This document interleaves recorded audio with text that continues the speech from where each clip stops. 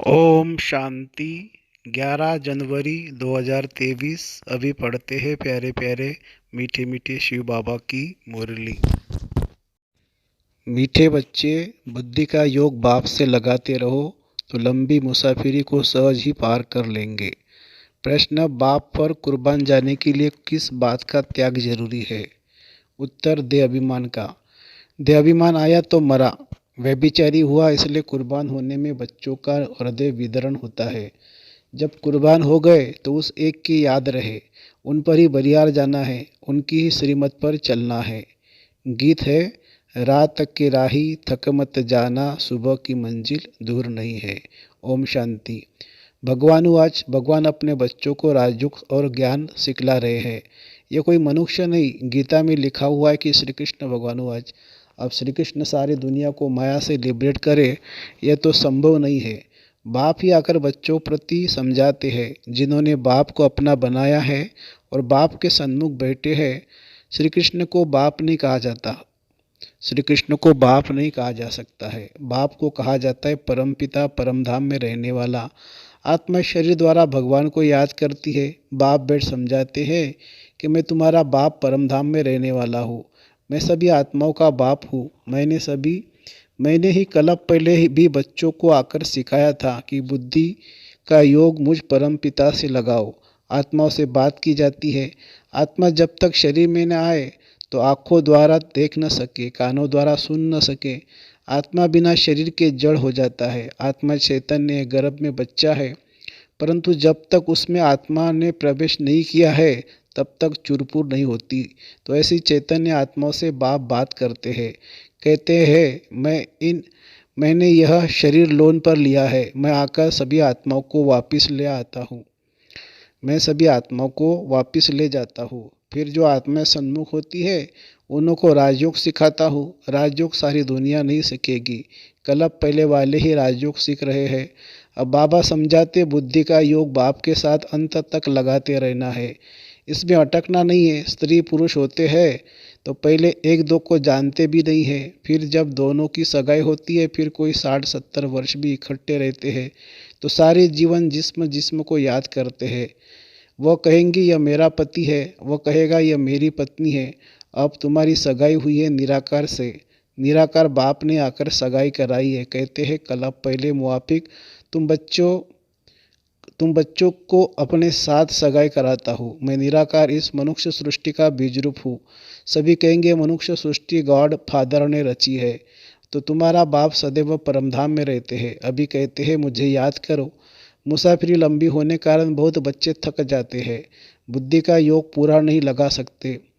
बुद्धि का योग पूरा लगा नहीं सकते। माया की बहुत ठोकरें खाने से थक पड़ते हैं, मर भी पड़ते हैं, फिर हाथ छोड़ देते। कल्प कल्प भी ऐसे ही हुआ था। यहाँ तो जब तक जीना है तब तक याद करना है। स्त्री का पति मर जाता है तो भी याद करती रहती है। यह बाप व पति ऐसे छोड़कर जाने वाले तो नहीं है। कहते हैं मैं तुम सजनियों को साथ ले जाऊंगा, परंतु इसमें समय लगता है, थकना नहीं है। पापों का बोझा सिर पर है, पापों का बोझा सिर पर बहुत है, वो योग में रहने से ही उतरेगा। योग ऐसा हो जो अंत में बाप व साजन के सिवाय और कोई याद न पड़े। अगर और कुछ याद पड़ा तो व्यभिचारी हो गया, फिर पापों का दंड भोगना पड़े। इसलिए बाप कहते हैं परम धाम के राही थक मत जाना। तुम जानते हो मैं ब्रह्मा द्वारा आदि सनातन देवी देवता धर्म की स्थापना कर रहा हूँ और शंकर द्वारा सभी धर्मों का विनाश कराता हूँ। अभी कॉन्फ्रेंस करते रहते हैं तो सभी धर्म मिलकर एक कैसे हो सक जाए, सभी शांत में कैसे रहे, उसका रास्ता निकाले। अब अनेक धर्मों की एक मत तो हो नहीं सकती, एक मत से तो एक ही धर्म स्थापन होती है। वह सभी धर्म सर्वगुण संपन्न संपूर्ण निर्विकारी तो हो, तब आपस में श्रीखंड हो सकते हैं। राम राज्य में सभी श्रीखंड थे, जानवर भी लड़ते नहीं थे। यहाँ तो घर घर में झगड़ा है, लड़ते तब है जब उनका कोई धनी धोनी नहीं है। अपने माता पिता को नहीं जानते हैं, गाते भी है तुम माता पिता हम बालक तेरे, तुम्हारी कृपा से सुख घनेरे। सुख घनेरे तो अभी है नहीं, तो कहेंगे माता पिता की कृपा नहीं है।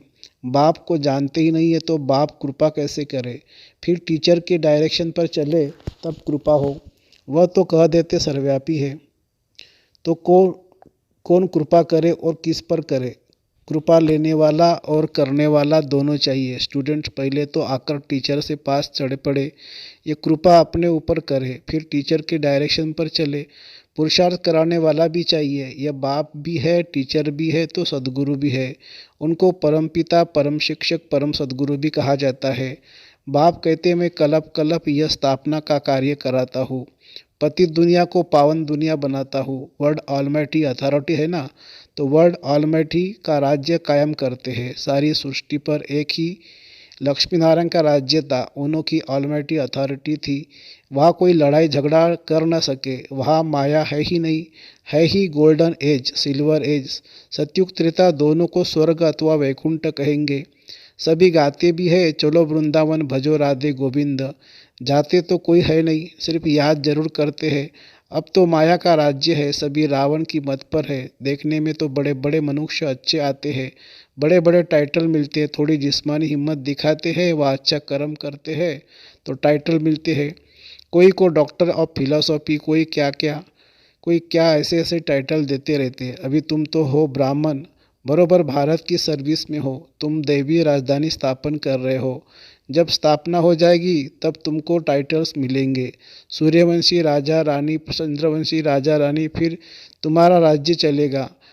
वहाँ कोई को टाइटल नहीं मिलता है।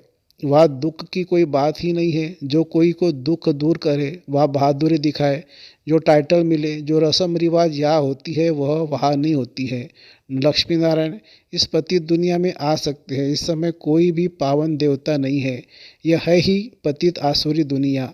अनेक मतांतर है, मुंज गए हैं। यहाँ तो एक ही श्रीमत है जिससे राजधानी स्थापन हो रही है। हाँ, चलते चलते कोई को माया का कांटा लग जाता है तो लंगड़ाते रहते। इसलिए बाप कहते हैं सदैव श्रीमत पर चलो। अपनी मनमत पर चलने से धोखा खाएंगे। सच्ची कमाई होती है सच्चे बाप की मत पर चलने से। अपनी मत से बेड़ा गर्क हो जाएगा। कितने महावीर श्रीमत पर न चलने के कारण अधोगति को पहुंच गए हैं। अभी तुम बच्चों को सदगति को पाना है। श्रीमत पर न चला और दुर्गति को पाया तो फिर बहुत पश्चाताप करना पड़ेगा। फिर धर्मराजपुरी में शिव बाबा इस तन में बैठ समझाएंगे कि मैंने तुमको इस ब्रह्मा तन द्वारा इतना समझाया पढ़ाया, कितनी मेहनत की। तुमने नीचे पत्र लिखे कि श्रीमत पर चलेंगे, परंतु नहीं चले। श्रीमत को कभी नहीं छोड़ना चाहिए।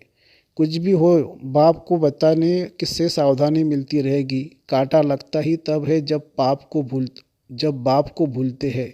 बच्चे सदगति करने वाले बाप से 3 कोस दूर भागते हैं। बच्चे सदगति करने वाले बाप से भी 3 कोस दूर भागते हैं। गाते भी है वारी जाऊँ कुर्बान जाऊँ, परंतु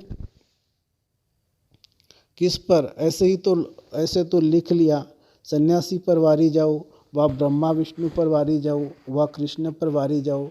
कुर्बान जाना परमपिता परमात्मा पर, कोई मनुष्य पर नहीं। वर्षा मिलता है बाप से, बाप बच्चों पर कुर्बान होता है। यह बेहद का बाप भी कहते हैं मैं कुर्बान होने आया हूँ, परंतु बाप पर कुर्बान होने में बच्चों का हृदय कितना विदीर्ण होता है।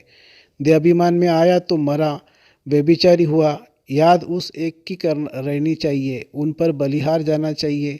अब नाटक पूरा होता है, अब हमको वापिस जाना है। बाकी मित्र संबंधी आदि तो सब कब्र दाखिल होने हैं, उनको क्या याद करेंगे। इसमें अभ्यास बहुत चाहिए।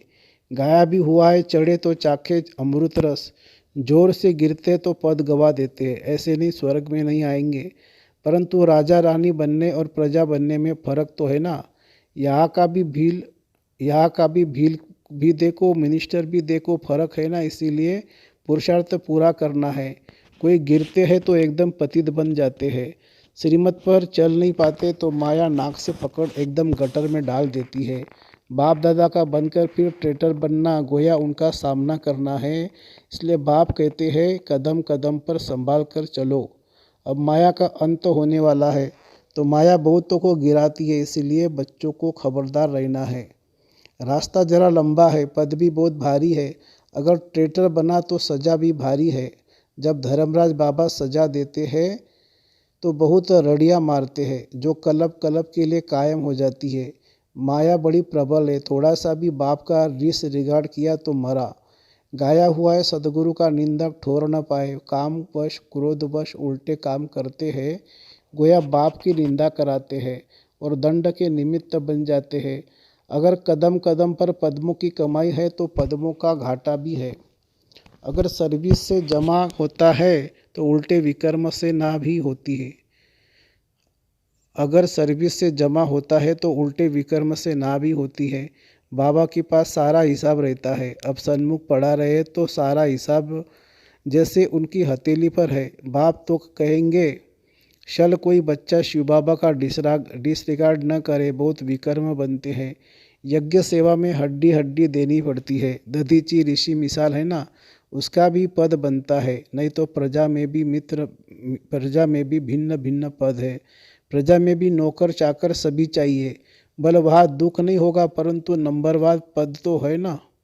अच्छा, मीठे मीठे सिखिलदे बच्चों प्रति माता पिता बाप दादा का याद प्यार और गुड मॉर्निंग। रूहानी बाप की रूहानी बच्चों को नमस्ते। हम रूहानी बच्चों की रूहानी माता पिता बाप दादा को याद प्यार, गुड मॉर्निंग और नमस्ते बाबा नमस्ते। धारणा के लिए मुख्य सार, याद की यात्रा में थकना नहीं है। ऐसी सच्ची याद का अभ्यास करना है जो अंत समय में बाप के सिवाय कोई भी याद ना आए। दूसरी पॉइंट, सच्चे बाप की मत पर चल सच्ची कमाई करनी है। अपनी मनमत पर नहीं चलना है। सदगुरु की निंदा कभी भी नहीं करानी है। काम क्रोध के वश कोई उल्टा काम नहीं करना है। वरदान, संकल्प शक्ति द्वारा हर कार्य में सफल होने की सिद्धि प्राप्त करने वाले सफलता मूर्त भव। संकल्प शक्ति द्वारा ही बहुत से कार्य सहज सफल होने की सिद्धि का अनुभव होता है। जैसे स्थूल आकाश में भिन्न भिन्न सितारे दिखते हो, जैसे स्थूल आकाश में भिन्न भिन्न सितारे देखते हो, ऐसे विश्व के वायुमंडल के आकाश में चारों ओर सफलता की चमकते हुए सितारे तब दिखाई देंगे जब आपके संकल्प श्रेष्ठ और शक्तिशाली होंगे। सदा एक बाप के अंत में खोए रहेंगे। आपके ये रूहानी नयन, रूहानी मूर्त दिव्य दर्पण बनेंगे। ऐसे दिव्य दर्पण ही अनेक आत्माओं को आत्मिक स्वरूप का अनुभव कराने वाले सफलता मूर्त होते हैं। स्लोगन है, निरंतर ईश्वरीय सुखों का अनुभव करने वाले ही बेफिक्र बादशाह है। निरंतर ईश्वरीय सुखों का अनुभव करने वाले ही बेफिक्र बादशाह है। अच्छा, ओम शांति शांति शांति। शुक्रिया बाबा, शुक्रिया। Thank you Baba, thank you.